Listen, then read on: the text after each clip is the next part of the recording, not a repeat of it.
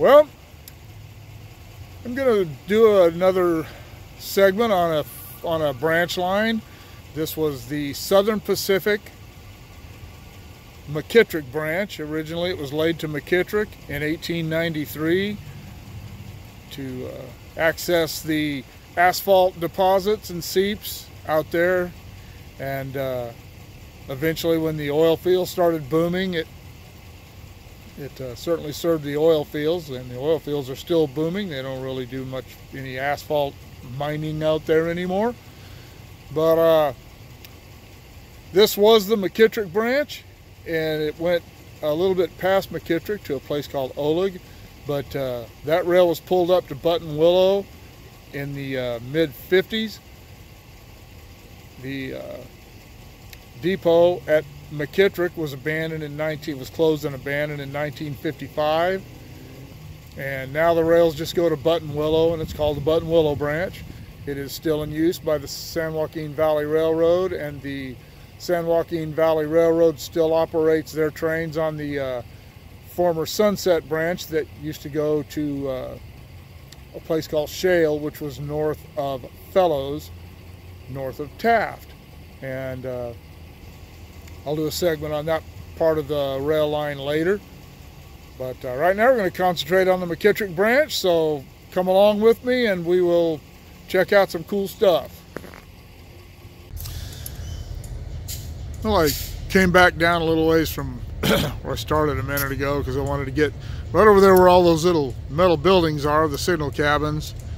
That's where the Kern Junction interlocking tower used to stand. And just behind it, in that lot, was where the original offices of the Sunset Railway were, which is out on cuts off the McKittrick branch at Gosford. And those offices were only there for a couple of years, and they moved them down to the SP building. I just thought that was a little interesting thing. Thank you. According to the research material I have, this would have been the first place, the first station of any real revenue on the McKittrick branch, where the tracks cross Cottonwood Road or Martin Luther King Boulevard or whatever they call it now, near the intersection of Brundage Avenue, which is over there. This was the Bakersfield Corrals. They put a lot of livestock on the trains here. Obviously this is an industrial and residential area now. That's looking back east toward the yard. And siding track is still here from when this was the Bakersfield Corrals. And that is where the tracks go under the Freeway 58, right up there. Just beyond there, a little ways, was a station called Strader, but it was not a station of much interest. It was more storage tracks than anything else. So we're not going to stop there, and we'll move on out a little further to the Weibel Orchard.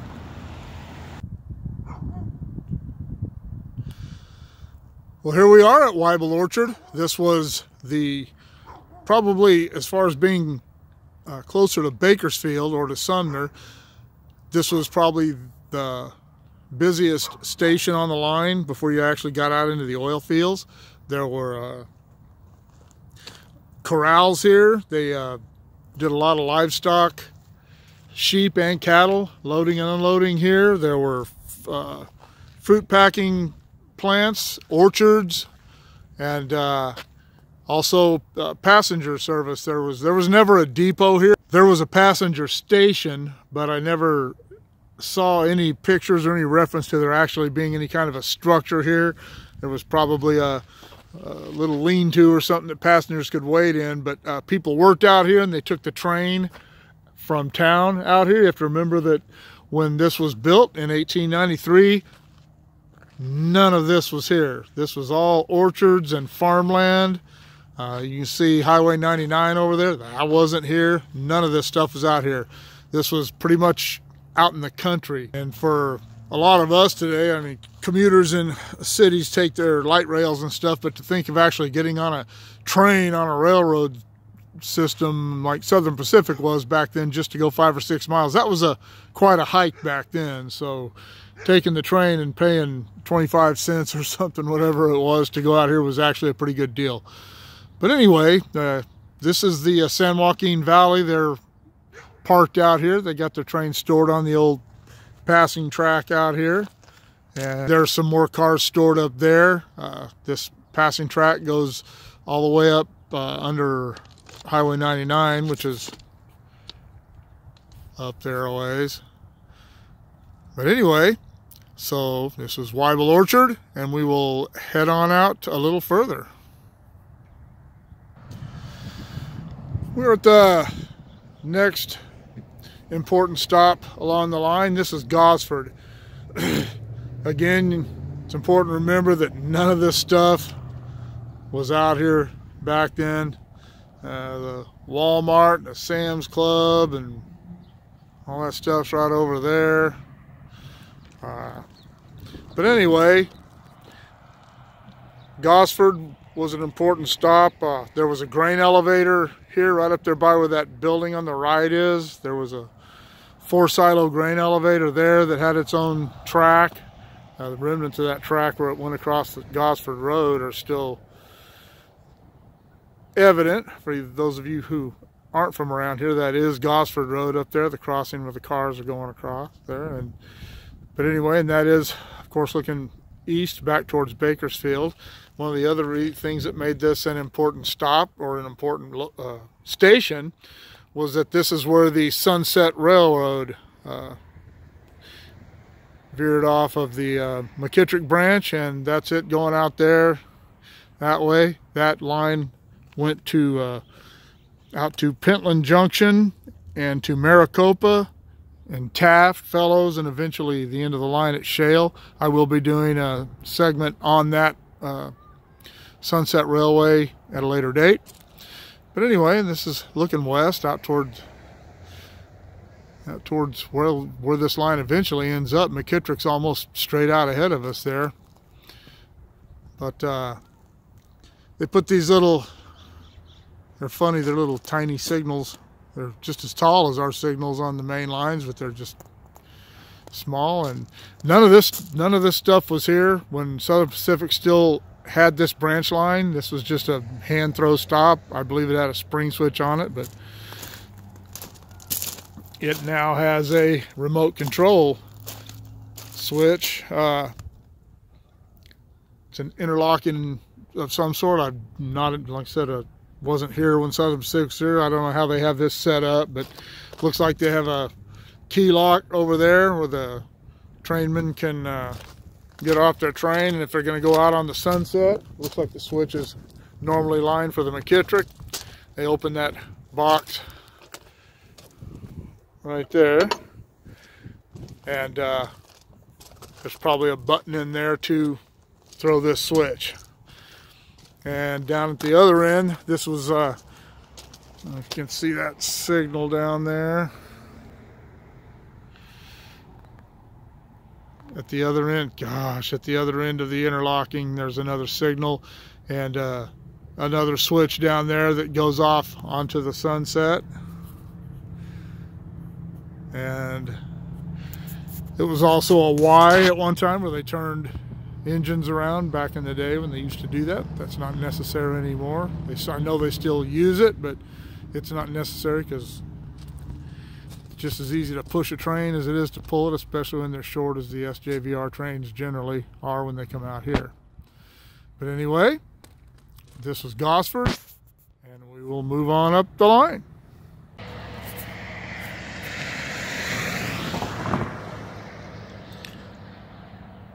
Okay, the next important revenue station along this line was this right here. This is ROGAS, R-O-G-A-S.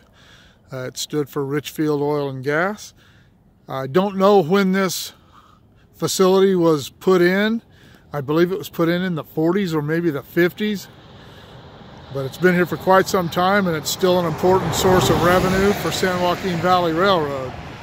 Looking back, this is looking back compass-wise to the southeast. And the line is going, looking back towards Bakersfield. And hear all that traffic, and that's because this is right next to the Stockdale Highway crossing. Very busy crossing. And a little interesting side note is that in my whole career with Southern Pacific, who owned this line until 1994, this is the only place I ever came and worked. I took a trouble call out here one night in 1994, just before all the lines were leased off to the San Joaquin Valley Railroad. All right, on up to the next station of note. We're up here at the next regular stop that was along this line, a station called Rio Bravo. Would have been right in here somewhere. And right now we're looking southeast, still back towards Bakersfield. Compass-wise, eastbound as far as the road went. We're about 30 miles from Bakersfield, something like that. And looking northwest, the track starts to curve away from this alignment right up there about I don't know, 1,000 feet maybe, and it curves around and heads west right alongside Highway 58 out towards Buttonwillow. Now, Rio Bravo was an agricultural stop. They loaded agricultural products, hay, things like that, different crops, and livestock. Here there was also a flag stop here for passengers, and a flag stop was just and this is when they still ran passenger cars on trains out here. They if somebody needed to get on a train and go somewhere, they would flag the train down as it approached this station or any other flag stop station, and the train would stop and the passenger could get on. Try that with Amtrak. But anyway, we'll head on out and see what's next. And this is the next station down the line, Frito-Lay. Obviously, this didn't exist in 1893 when they built this line. I'm not sure when this Frito-Lay plant was built, but it's listed on the map I have, so maybe it's been here for a long time. I didn't pay attention when I was younger. Didn't come out to Buttonwillow very much. And it stays really busy. The San Joaquin Valley Railroad is out here switching right now as we speak. They're kind of sitting there, maybe taking a lunch, maybe having some Fritos. Got its own crossing. Actually, it has two of its own crossings. But anyway, this is Frito-Lay. On up to Bower Bank. Well, we are now at what was known as Bower Bank. I don't know why it was called Bower Bank, but it was a facility for livestock, sheep and cattle, grain products, other agricultural products. This facility right here was built by Halliburton in the 70s. It's no longer in use. It's actually been out of use for quite some time now, but it was actually served by the rails as well. There's a dump grate right in front of those tanks where the train cars would pull over and dump product into, it would be shipped up into the silos and then go across to that into those hoppers and be dumped into trucks to take out into the oil field for whatever purpose they needed it for. You can see Interstate 5 up there where it crosses the tracks. And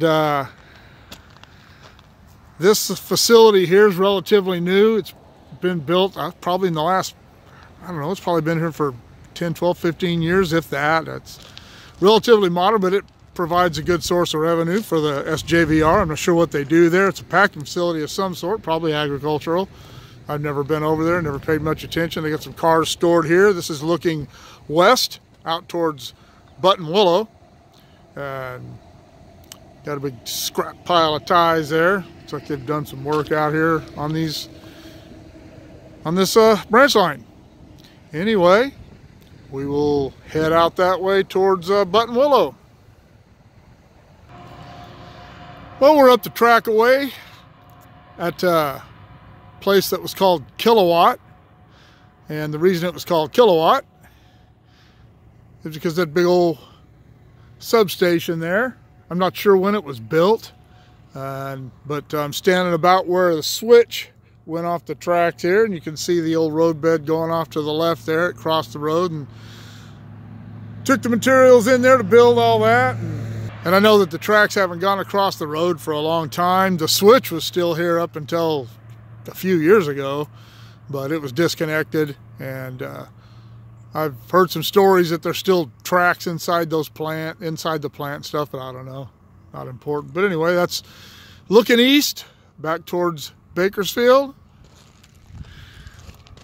west up toward Buttonwillow, and we will take a drive up there and check Buttonwillow out. Okay, we're up at Buttonwillow, and right here at the crossing at Marisol Road. And right here, this little wide spot here is where the Buttonwillow Depot once stood. And up there, just beyond that pile of rubble, you see those poles up there. Those were storage tracks up there. And I have photographs of outfit cars sitting in those storage tracks. We are looking east down to, you see that steam's coming up there. That is part of the Buttonwillow Warehouse Company. They are the only industry out here. The only reason that the tracks even still come out here. And the Buttonwillow Depot was a telegraph and train order stop up until the time they abandoned the rails west of here. And I've got some really cool pictures of that too. But you can see that the passing track here right in front of us goes up there, and this was the house track, I guess, actually. And it ties back into the main line about 1,000 feet or so up there. Then as we look back to the west, those cars down there are also parked at the tanks on either side of the tracks, the silos on the right and the tanks on the left.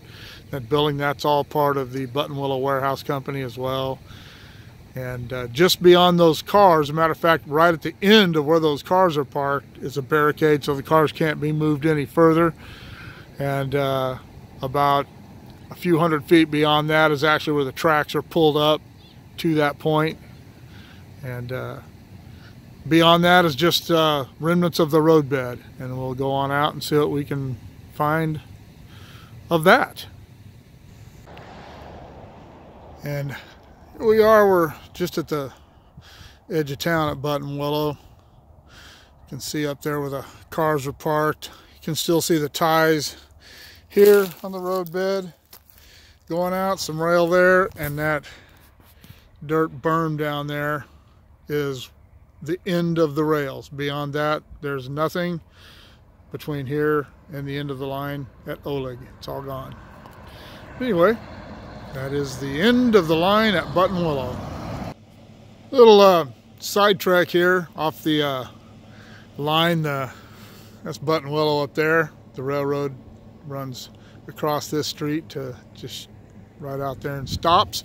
But anyway, this is the Buttonwillow tree. This is what this town was named for, and the Yokuts Indians and some of the other local tribes from around here and bands used to meet here, and they had it was like a little farmer's market from what I understand. They did their trading here, kind of like a little swap meet, I guess. Anyway, it has an historical marker in front of it. I'm not going to go over there and read it. It just tells the same story I just told. And anyway, we will be heading out into those foothills over there towards McKittrick. Well, I was able to sniff out this old piece of the roadbed. We're about 5 miles west of Buttonwillow. You see it off in the distance down there. This would have been the location approximately, according to my materials, of a station called Lowkern. It was a small station. It was a passenger flag stop. Agricultural products and some oil products. And heads on up that way, you can see that levee crossing the frame up there. That's the California Aqueduct. And around here somewhere, according to the map I have, this branch started making its turn to the southwest to climb up into the McKittrick foothills. I've driven by this. This is a Low Kern Road right over here. Highway 58 is over that way. See the cars on it or not. And at this point, I might add that Highway 58 is just a 2-lane road out here. But I've driven down Low Kern Road a lot of times, and it makes me wonder how many people have driven on this thing every single day and never noticed that this is an old railroad roadbed. But who's looking? If you don't know the history of this, you'd have no reason to think this was anything other than a dike that they built to keep the road from getting flooded when it rains. Anyway, we will head back up that way, see if we can find where the roadbed makes its turn up into the foothills.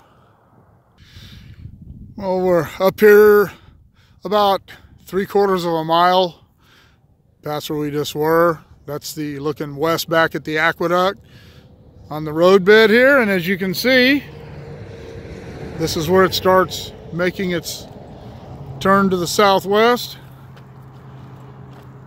You can see it as it goes off out there. Excuse the shakiness,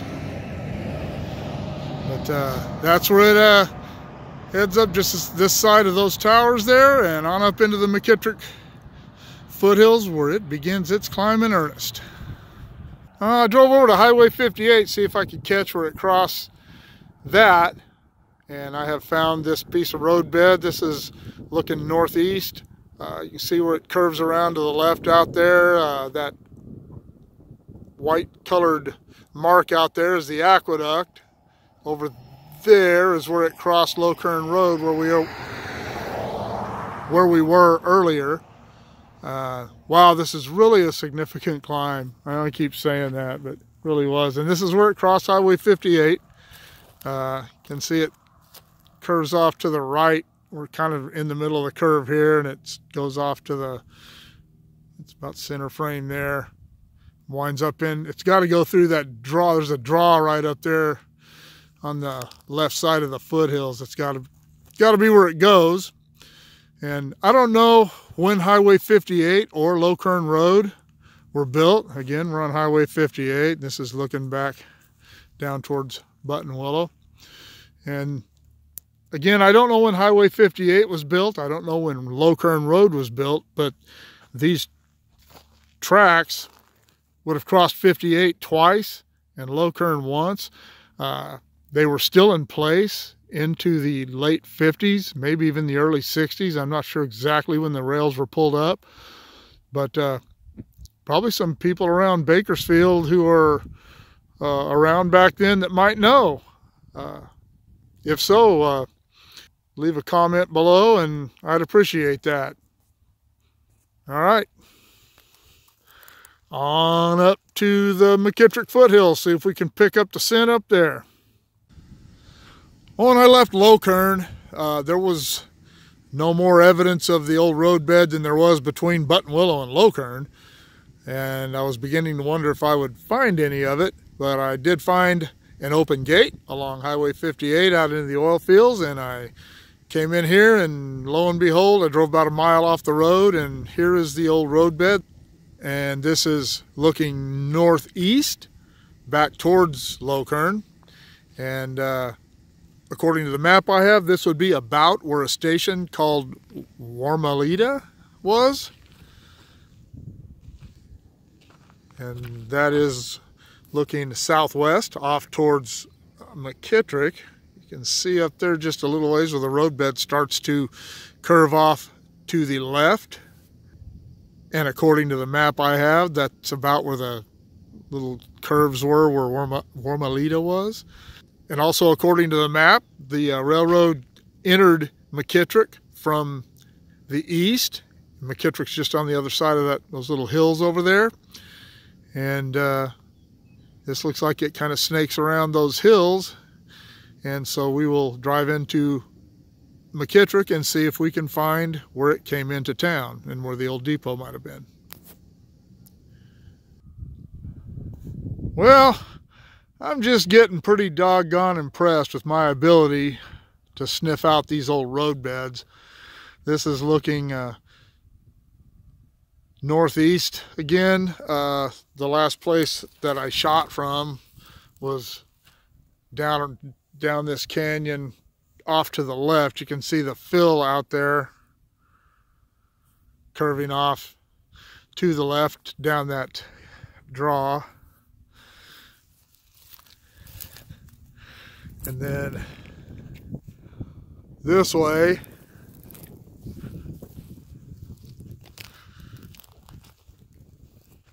and then this way is southwest towards McKittrick. And this is a road here, the access road I used to get up here, out in the oil fields, and a big old flow line there crossing the old road bed. Goes around this curve. Now, there was a station called Asphalto, which was the first place that this line went. And they collected the old asphalt out of pits. They actually mined it and hauled it out of here with horse teams into Bakersfield prior to the coming of the railroad. And they actually, the asphalt was why they built the railroad to begin with. It actually happened before the boom. And you can see off that way the roadbed curving off to the right, and McKittrick is right over there. And something unusual is the snow on the Timber Range over there. We don't get snow down that low very often. That range is about 3,000 feet, I think, if it's that high. But anyway, as I drove up here, the thing that caught my attention that made me realize this was probably the roadbed was this culvert right here. There's another one just around the curve there, a few hundred feet, but definitely a railroad culvert. It's obviously been redone, probably by the oil field people, and if it was a railroad, it would have the date molded into it that it was built. I wish they had that. This line, as I said at the beginning, was built in 1893. So anyway, just thought that was a little interesting tidbit to add to the story.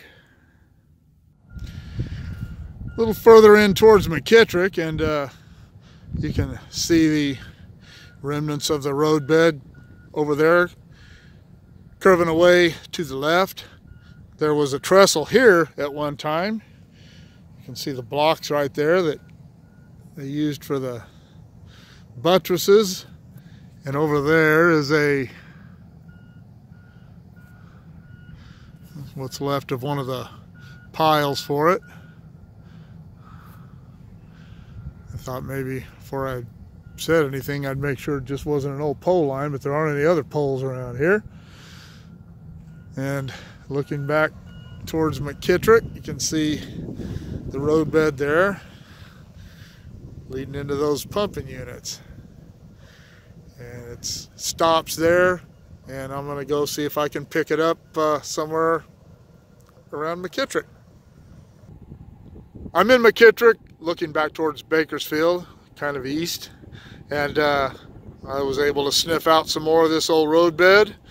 I found it where it kind of dead-ended into that tank farm up there, over on the other side, a very small piece, and it actually looked like it was headed over into, that's actually where the community of McKittrick is, that I thought maybe it went over there, but it doesn't. And always have to remember that most of that stuff wasn't here when this was built. The community may have gathered around this, I don't know. And this is looking up. This is a pretty significant climb all the way back from where it comes out of that draw, or actually goes up into that draw. I didn't realize how steep this was. This is even from here up to Highway 33, which is the highway that goes through McKittrick. This is a steep climb. This would have been quite laborious. But I found a road up there when I was looking around that I believe is probably where the depot was, a little more on level ground, and we'll drive up there. Okay, I am standing about 100, 200 feet west of Highway 33, where that truck's going by right there. This is where the roadbed was. You can see remnants of it right there, and it's right on the other side of that silver pipe over there. I don't know if that's a flow line or a steam pipe, but crossed the road and went right down there. That is the old roadbed. There's a big fill that goes across there with handrails and everything, just used for an oil field access road now, but it was definitely the roadbed at one time. I'm wondering, the more I look at that house right there, if that's not the old depot. I've seen pictures of the depot. I have pictures of it. No, certainly looks like it. Interesting. I hate to bother people, so I won't. Besides that, I might get bit by a dog or something. But that sure does look like a Southern Pacific depot. That would be really cool. Maybe one of these days I'll run into somebody and find out. All right, I'm going to continue on up here and see if I can find the roadbed that went to Oleg, the end of the line. It's unlikely that I'll be able to because the terrain is so radically changed just in the last 20 years. It's unlikely I'll be able to find it, but I'll sure try. Well, I found a piece of the roadbed between McKittrick and Oleg. Runs back there, you can see it right there. And some of the structural work for the trestle that went across this ravine is still here. I don't know if I'm going to be able to get up to the roadbed. I've been kind of driving around trying to figure out a way to get over there. Maybe I will, maybe I won't. But anyway, I'd almost given up on this because I thought, according to the map I had, that this would have been further to the southwest. But here it is. And I'll continue driving out and see if I can actually find where Oleg was. Well, I did find a way to get around here. That is the trestle work over there. That's where the trestle crossed that ravine. One thing the railroads were never afraid of was building bridges and trestles, tunnels. They didn't care. If they wanted to get somewhere, they were willing to do whatever it took to get there. And that goes off towards, that's McKittrick right back over there. Center shot, and this came through here. It's been covered over to make the road that I used to get here. And then it heads on out that way towards that drilling rig and that tank farm out there. Let's see if I can follow it on out. I don't know how far it goes out. We'll see. Well, I have followed this roadbed out, and that is definitely a piece of roadbed over there. Crossing over here. This has been dug out for a road. That area over there had been dug out way in the past, and then dirt piled up when they cut this road through there. But again, we're talking about well over 100 years ago, and this is definitely a piece of fill here, but that's the end of it. I see nothing else beyond there. I've driven over there, and there's nothing else over there to indicate that there was ever anything over there. So this may have been the loading facility at Oleg. I don't know.